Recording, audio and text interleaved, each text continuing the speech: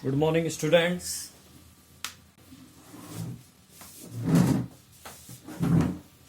आज का टॉपिक है हमारा कोलाइडी अवस्था। कोलाइडी अवस्था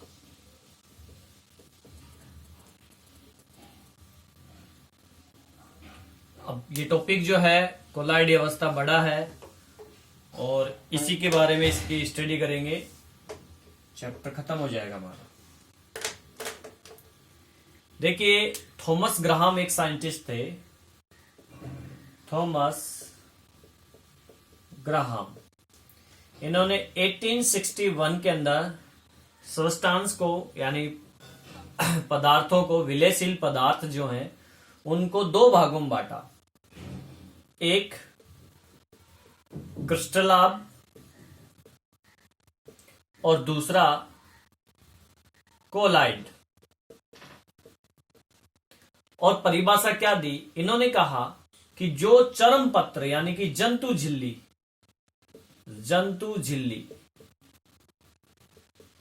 के आर पार विस्तृत हो जाते हैं। मान लीजिए ये जंतु झिल्ली है तो इसके आर पार निकल जाएं, ऐसे पदार्थ क्रिस्टलाब कहलाते हैं। और जो जंतु झिल्ली के आर पार ना निकले, विस्तृत ना हो, जंतु झिल्ली से विस्तृत ना हो, उनको कोलाइड कहते हैं। एग्जाम्पल, इसका एग्जाम्पल है NaCl, शर्करा, यूरिया। इसकी अगर बात करें, जिलेटिन, गोंद, स्टार्च, प्रोटीन आदि। ठीक है। लेकिन आधुनिक खोजों से स्पष्ट हुआ कि कोलाइड कोई पदार्थ की विशेष अवस्था नहीं होती है। आधुनिक खोजों से पता चला कि कोलाइड जो है पदार्थ की कोई विशेष अवस्था नहीं है, बल्कि ये तो ठोस, द्रव, गैस अवस्था की भांति ही द्रव्य यानी पदार्थ की एक अवस्था है जिसमें सभी पदार्थों को लाया जा सकता है। इसमें द्रव, गैस, ठोस सभी मिक्स हो सकती है। ठीक है। क्योंकि कई बार देखिए, मैं आपको एक एग्जांपल बताता हूं। जैसे ये NaCl है। अब ये NaCl जो है ना, इसको अगर वाटर में मिक्स कर दें तो ये बनता है क्रिस्टलाब की तरह बिहेव करता है। अगर इसी NaCl को मैं बेंजीन में मिक्स करूं तो ये कोलाइड बन जाता है। इसका सॉल्यूशन जो बनेगा कोलाइड सॉल्यूशन बनेगा। ऐसे ही साबुन है, साबुन को जल के साथ मिक्स करें तो कोलाइड बनता है। और अगर इस साबुन को बेंजीन में मिक्स कर दें तब ये क्रिस्टलाब बन जाता है, लाभ। तो इस प्रकार से आधुनिक खोजों से स्पष्ट हो गया कि कोलाइड कोई विशेष अवस्था नहीं है। ठीक है। तो अब हम विलयन को नए सिरे से 3 भागों में बांट सकते हैं। 3 भाग कौन कौन से हैं विलयन के? यानी विलयन के प्रकार।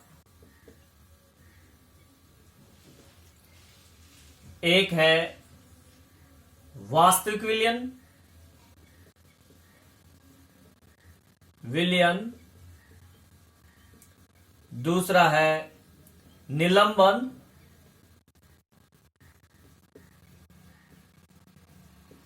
विलयन, और तीसरा प्रकार है इसका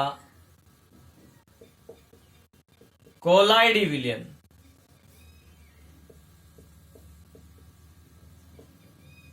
तो हम यहां पे इनमें अंतर भी निकाल लेते हैं कि क्या अंतर है तीनों में, क्या चीज है ये वास्तविक विलयन, कोलाइडी विलयन। देखिए, वास्तविक विलयन जो है इसमें कणों का आकार बहुत छोटा होता है, बहुत ज्यादा छोटा होता है। 1 नैनोमीटर से भी कम होता है इनके कणों का आकार। या यूं कह सकते हैं कि इनके कणों का जो आकार है, कणों का आकार वो छोटा होता है 10⁻³ पिकोमीटर से भी छोटा। जबकि इसके कणों की अगर आकार की बात करें तो इसके कणों का आकार बड़ा होता है, आप कह सकते हैं इसमें कि 100 नैनोमीटर से अधिक होता है। ठीक है। और कोलाइडी विलयन की बात करें तो कोलाइडी विलयन के अंदर जो है कणों का आकार 1 नैनोमीटर से 100 नैनोमीटर के बीच होता है, यानी इन दोनों का बीच का आकार है इसका कोलाइडी विलयन का। ठीक है।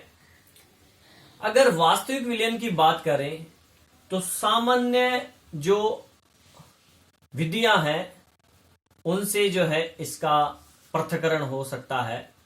अति सूक्ष्म सामान्य निस्पंदन कह सकते हो पृथक्करण के लिए। तो अर्थात जो पृथक्करण है, पृथक्करण सामान्य निस्पंदन, सामान्य निस्पंदन। और इसकी अगर बात करें तो ये एक कह सकते हैं कि ऐसा कुछ नहीं होता है, इनमें विशेष विधियां चाहिए। ये मोटे कण होते हैं, आप इनको फिल्टर कर सकते हो फिल्टर पेपर से, यानी फिल्टर पेपर और जंतु झिल्ली दोनों ही से ये नहीं गुजरते हैं, नहीं गुजरते हैं। जबकि इसकी बात करें तो ये फिल्टर पेपर से गुजर जाते हैं लेकिन जंतु झिल्ली से नहीं गुजरते। जो फिल्टर पेपर है उससे गुजर जाते हैं लेकिन जंतु झिल्ली से नहीं गुजरते। यहां अगर बात करें तो इस वास्तविक विलयन के अंदर कणों की कोई विशेष व्यवस्था नहीं होती, जबकि इसके कण कुछ समय पश्चात नीचे बैठ जाते हैं। आपने देखा होगा जल के अंदर मिट्टी मिली हुई रहती है, जल प्लस मिट्टी, तो कुछ समय पश्चात मिट्टी के कण नीचे बैठ जाते हैं पैंदे के अंदर, निस्पंदन हो जाता है, निलंबन हो जाता है उनका। जबकि इनका भी नहीं होता, क्योंकि ये जो है वास्तविक और निलंबन विलयन के बीच के हैं। ठीक है। अगर इसके कणों की बात करें तो आंख से नजर नहीं आते हैं, आंखों से नजर नहीं आते। इसकी बात करें तो ये आईज से, आंखों से नजर आते हैं। और इनकी अगर बात करें कोलाइडी विलयन जो इन दोनों के बीच के हैं, इन्हें आंखों से नहीं देखा जा सकता, आंखों से नजर नहीं आते हैं, लेकिन अति सूक्ष्मदर्शी, अति सूक्ष्मदर्शी द्वारा इन्हें देख सकते हैं। आंखों से तो नजर नहीं आते लेकिन अति सूक्ष्मदर्शी द्वारा इन्हें देखा जा सकता है। इनकी प्रकृति समांग होती है, ये समांगी प्रकृति के होते हैं, ये विषमांगी प्रकृति के होते हैं। और अगर इनकी बात करें तो ये भी विषमांगी प्रकृति के होते हैं, लेकिन प्रतीत ये समांगी की तरह होते हैं। विषमांग प्रकृति विषमांग है लेकिन ऐसा लगता है जैसे समांगी विलयन हो। ठीक है।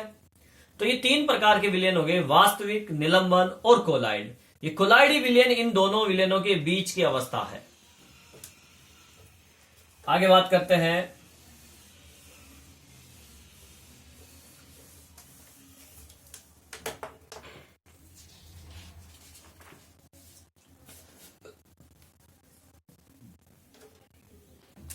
कोलाइडों की प्रावस्थाएं।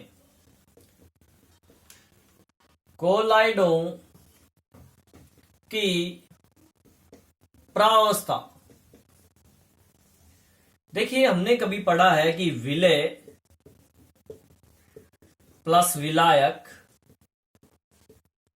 दोनों मिलेंगे तो विलयन का निर्माण होता है।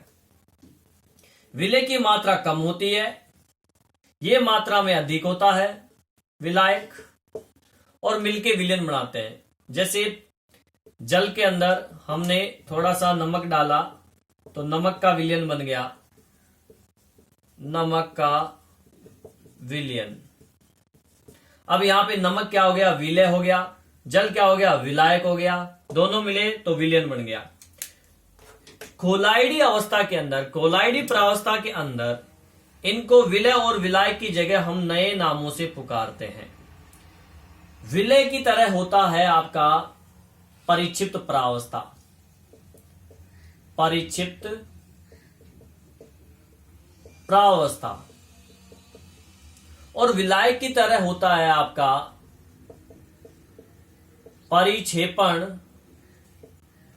माध्यम। जब ये दोनों मिलेंगे तो कोलाइडी विलयन बनता है। ठीक है, तो इसकी मात्रा कम होती है, ये विलय की तरह कार्य करता है, इसकी मात्रा अधिक होती है, ये विलायक की तरह कार्य करता है, जिनको बोलते हैं परिक्षिप्त प्रावस्था एंड परिक्षेपण माध्यम। दोनों मिल जाते हैं तो कोलाइडी विलयन का निर्माण होता है। ठीक है, आगे बढ़ते हैं। कोलाइडी विलयनों का वर्गीकरण, कि कोलाइडी जो विलयन बनते हैं इनका वर्गीकरण क्या क्या है, इनको कितने भागों में बांटा जा सकता है। तो वर्गीकरण जो कर रहे हैं उनमें पहला जो आधार है, देखिए कोलाइडी विलयन का वर्गीकरण, वर्गीकरण, कोलाइडी विलयनों का वर्गीकरण। फर्स्ट जो आधार है वो है परिक्षिप्त प्रावस्था व परिक्षेपण माध्यम की भौतिक अवस्था के आधार पर, भौतिक अवस्था के आधार पर, इन दोनों की भौतिक अवस्था क्या होती है उस आधार पर, भौतिक अवस्था जैसे ठोस, द्रव, गैस, ये इस आधार पर अपन कितने भागों में बांट सकते हैं। तो देखिए कोलाइडी विलयन को इस आधार पर हम 8 भागों में बांट सकते हैं।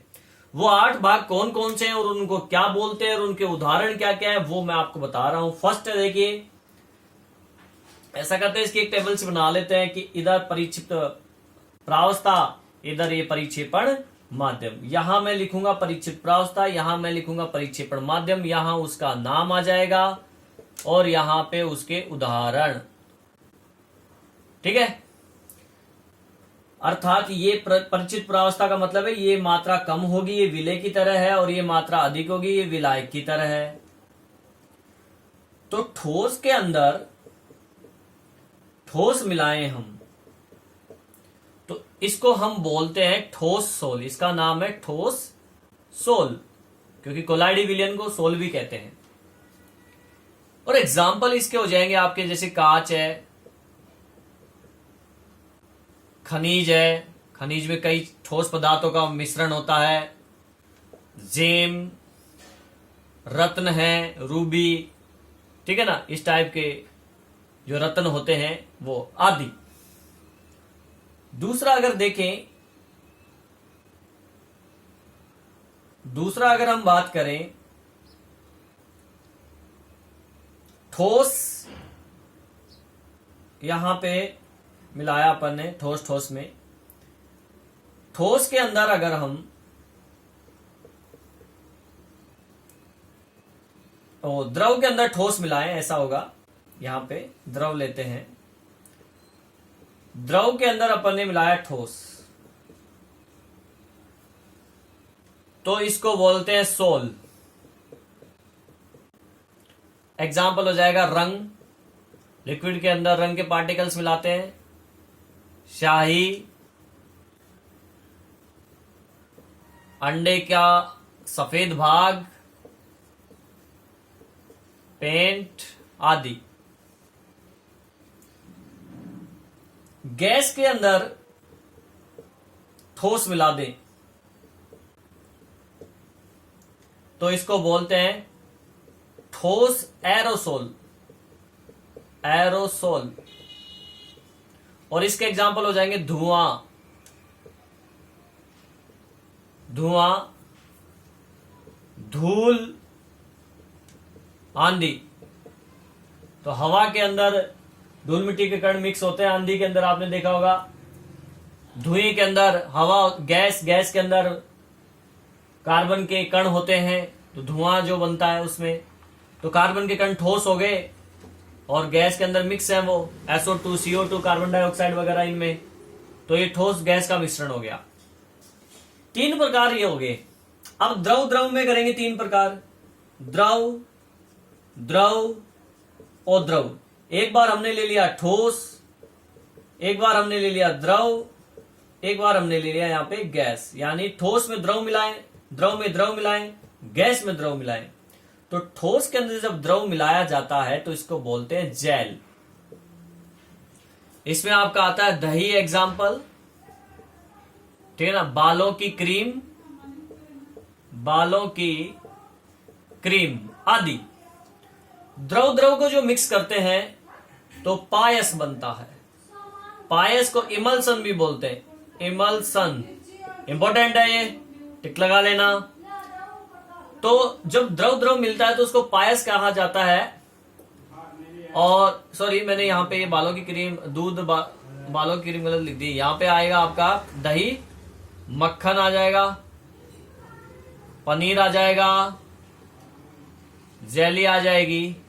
यहां पे आएगा वो बालों की क्रीम, बालों की क्रीम, दूध आदि।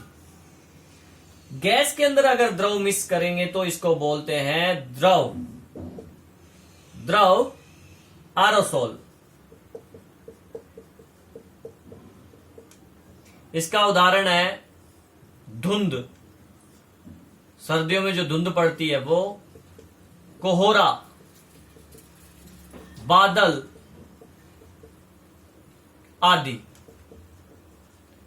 तो बादल में आपको पता है गैस है और उसमें द्रव जलवाष्प के कण है, जलवाष्प है उसमें मिक्स, तो बादल बना। तो ये द्रव एरोसोल हो गया। तो 3 इसके 6 और गैस के 2 बनते हैं। गैस के 2 बनते हैं, गैस, गैस अर्थात यहां पे हमने ले लिया ठोस और एक में ले लिया द्रव। गैस गैस नहीं आता, तो ठोस में गैस यानी कि ठोस सोल होगा ये, ठोस सोल। एग्जाम्पल इसमें आ जाएगा केक, ब्रेड, लावा, फोम रबर, इसके अलावा और भी कई चीज हो सकती है। द्रव में गैस मिक्स करेंगे तो इसको बोलते हैं फोम, फोम, झाग जिसको बोलते हैं एक तरह से। तो एग्जाम्पल में आ जाएंगे साबुन के झाग, बियर, बियर के झाग, सोडा वाटर, कोका कोला की जो बोतल आती है, पेप्सी वगैरह, उसके अंदर लिक्विड होता है, लिक्विड के अंदर अपन उसके CO2 गैस भरी जाती है प्रेशर से, तो द्रव गैस का मिश्रण हो गया ये आदि।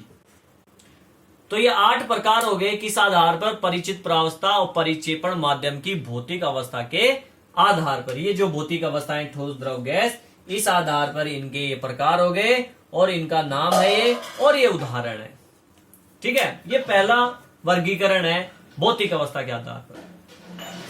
अब दूसरे की बात करते हैं, ये है परिक्षिप्त और परिक्षेपण माध्यम के कणों के मध्य जो आकर्षण बल होता है उस आधार पर, आकर्षण बलों के आधार पर परिक्षिप्त प्रावस्था, यहां लिख देते हैं परिक्षिप्त प्रावस्था, सेकंड आधार है ये। परिचित प्रावस्था व परिक्षेपण माध्यम के मध्य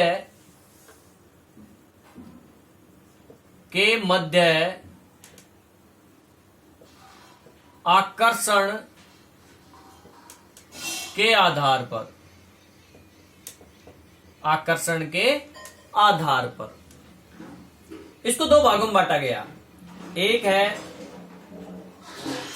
द्रव स्नेही, द्रव स्नेही कोलाइड, कोलाइडी, और दूसरा है द्रव विरोधी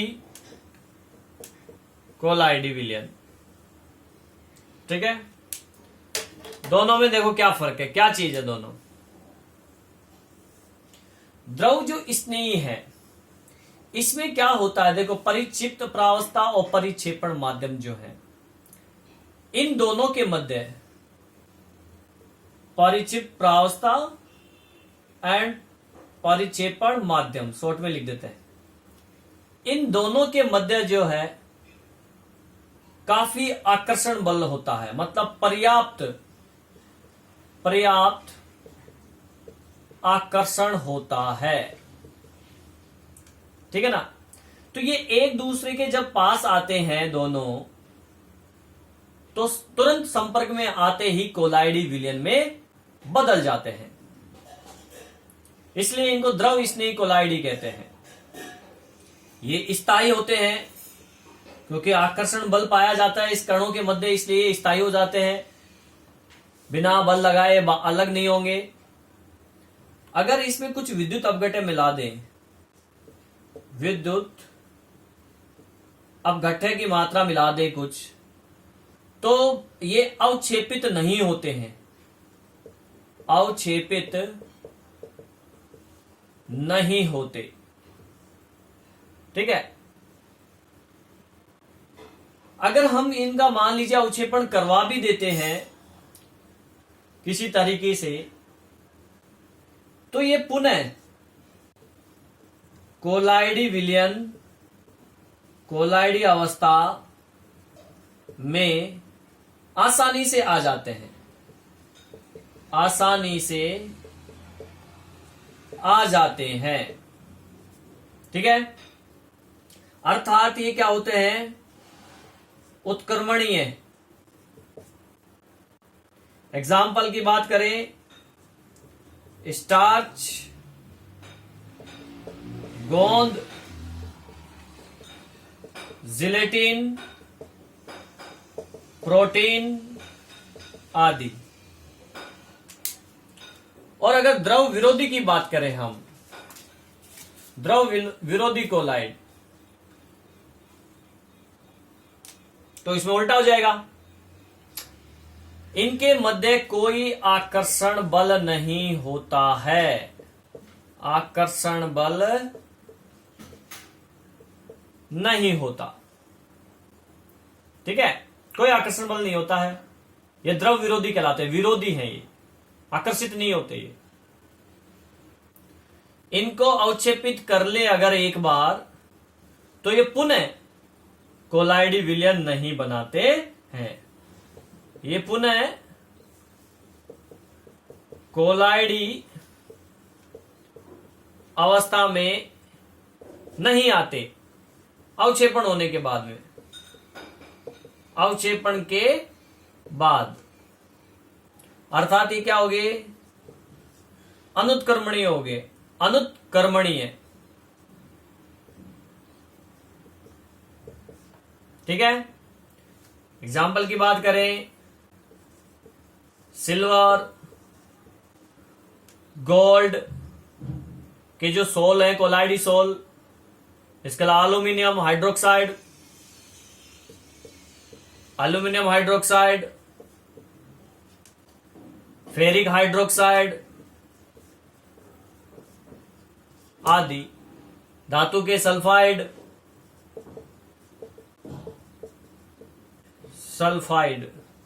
ये द्रव विरोधी कोलाइड हैं। ठीक है, अब बेसिकली और भी अंतर है इनमें, जो मैं आपको शॉर्ट में बता देता हूं, और यहां तो इरेज कर देते हैं ये वाले अंतर, तो इसी में आगे नेक्स्ट जो और अंतर है उनकी बात कर लेते हैं।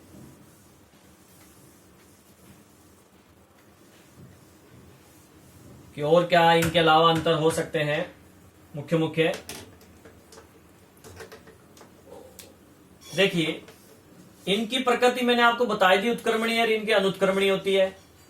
अगर टिंडल प्रभाव की बात करें, टिंडल प्रभाव, आगे बात करेंगे क्या होता है टिंडल प्रभाव, तो ये प्रकट नहीं करते हैं, जबकि ये प्रकट करते हैं टिंडल प्रभाव। शांता आपने 11th में पढ़ा था, शांता इनकी जल से ज्यादा होती है, जल से अधिक, जबकि इनकी शांता लगभग जल के बराबर। पृष्ठ तनाव की बात करें, पृष्ठ तनाव भी आपने पिछली क्लास में पढ़ा था, जल से कम होता है, जल से कम, इनकी लगभग जल के बराबर होता है।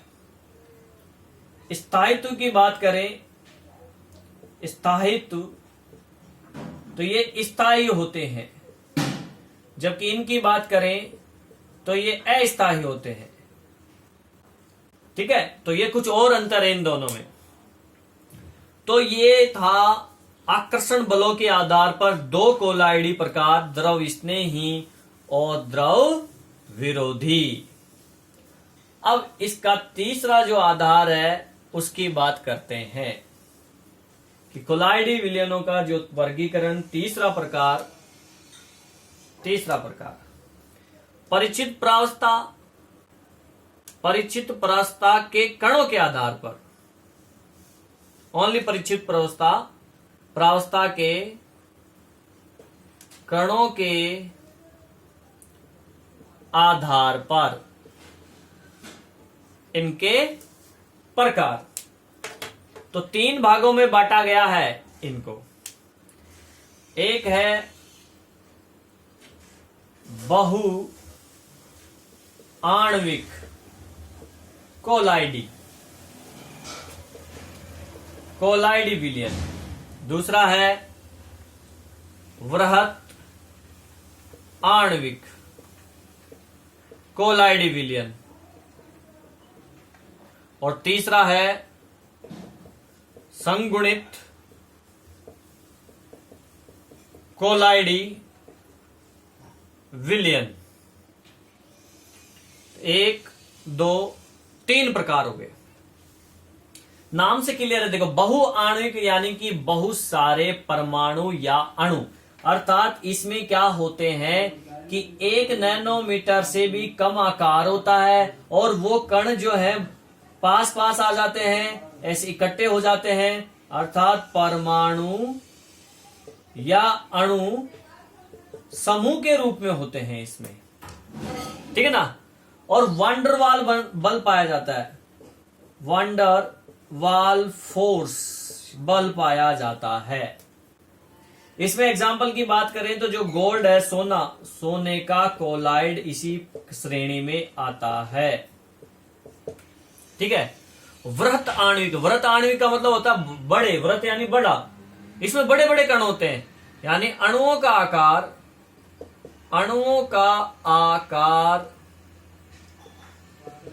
आकार बड़ा होता है। ठीक है ना। ज्यादातर जो द्रव स्नेही कोलाइड है वो इसी में आते हैं, द्रव स्नेही कोलाइड इसी के अंदर आते हैं। एग्जाम्पल स्टार्च, सेलुलोज, प्रोटीन, बहुलक है, संश्लेषित जो बहुलक है जैसे नायलॉन, पॉलीथीन, रबर आदि। संगुणित कोलाइडों की अगर बात करें तो संगुणित का मतलब होता है पास पास आना। जब ये कम सांद्रता होती है तो वैद्युत अपघट्य के समान व्यवहार करते हैं, लेकिन इनकी सांद्रता बढ़ जाती है तो ये कोलाइड की तरह कार्य करते हैं, यानी कम सांद्रता पर वैद्युत अपघट्य की तरह व्यवहार करते हैं, वैद्युत अपघट्य। और अधिक सांद्रता कर दें, अधिक सांद्रता पर ये क्या बन जाते हैं, कोलाइड। ठीक है ना। तो इनको सगुणित कोलाइड कहते हैं। इन सहगुणित कणों को मिसेल कहा जाता है। मिसेल, ये वही मिसेल है जो साबुन की धोने की प्रक्रिया है कपड़े, उसमें बनता है। तो एग्जाम्पल भी फिर क्या हो गए, साबुन हो गया, डिटर्जेंट, ठीक है, आदि। एक चीज मैं इसमें बताऊंगा, इसी से रिलेटेड है अलग से, सीएमसी। सीएमसी का मतलब है क्रिटिकल मिसेलाइजेशन कंसंट्रेशन, और हिंदी में बोलते हैं इसको क्रांतिक मिसेलीकरण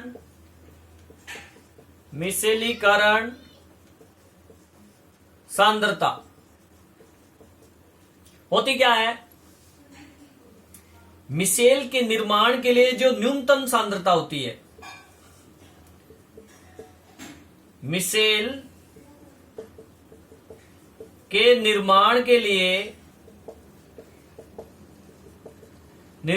लिए एक निश्चित सांद्रता, यानी किसी भी पदार्थ की एक निश्चित सांद्रता जिस पे वो मिसेल का निर्माण करता है, उसे हम सीएमसी क्रांतिक मिसेलीकरण सांद्रता कहते हैं। आगे बात समझ में।